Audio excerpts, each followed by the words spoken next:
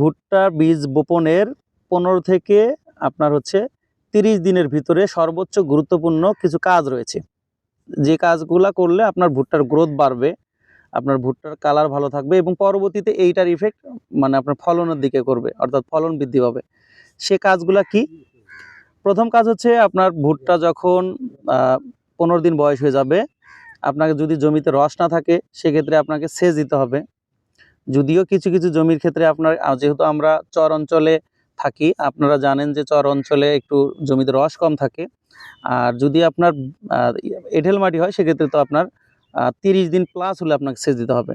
তো আমাদের অঞ্চলে এই মুহূর্তে যাদের ভুট্টার বয়স 15 থেকে 25 দিন হয়েছে, তাদের প্রথম কাজ হচ্ছে জমিতে যদি পোকার আক্রমণ হয়ে থাকে, যেমন অনেক সময় ফলন পোকা বা আপনার মাজরা পোকার আক্রমণ হয়ে থাকে, সেক্ষেত্রে আপনার কীটনাশক তো দিবেনই, সেটা আপনারা এর আগের ভিডিওতে দেখেছেন, বা যদি সেসব ভিডিও দেখতে চান আমার ডিসক্রিপশন বক্সে দেওয়া আছে, আপনারা দেখতে পারেন যে আপনার ভুট্টা বপনের 7 থেকে 15 দিন ভিতরে কি করতে হবে। আর এইখান থেকে যেহেতু ওই সব ভিডিও রয়েছে, এইখান থেকে আমাদের করণীয় হচ্ছে আগাছা দমন করতে হবে। তো আগাছার গতকালকের ভিডিওতে আমি কি কীটনাশক বা কি আগানাশক প্রয়োগ করলে আপনার আগাছা খুব দ্রুত মারা যাবে এবং ভুট্টার গাছও কালো হবে, সে বিষয়ে কিন্তু ভিডিও দিয়েছি এবং বাজারে সেরা 5টি আগাছানাশকের নামও আমি দিয়েছি, সেই ভিডিওটি আপনারা দেখতে পারেন।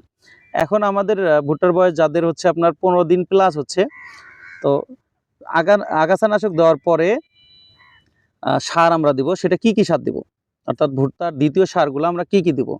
প্রথম হচ্ছে ইউরিয়া সার, আমাদের 33% হিসাব দিচ্ছি। ইউরিয়া সার হচ্ছে আপনার 22 কেজি, টিএসপি বা ডিএপি সার হচ্ছে আপনার 22 কেজি, প্যাকেটের জিপসাম যেটা আমরা বাজারে একটু বেশি দামে কেনা লাগে, আপনারা জানেন বিভিন্ন কোম্পানির মানসম্মত একটা কোম্পানির জিপসাম হচ্ছে 5 কেজি, ম্যাগনেসিয়াম হচ্ছে 2 কেজি। যেহেতু আমরা অনেকেই নিচে আপনার প্রথম সারের ক্ষেত্রে আমরা জিঙ্ক প্রয়োগ করিনি, সেক্ষেত্রে আপনার জিঙ্ক হচ্ছে 1 কেজি। আর কিছু দেওয়া লাগবে না, এই 3টা সমন্বয় করে শুধু ইউরিয়া সারের সাথে সংমিশ্রণ করে আমরা প্রয়োগ করব।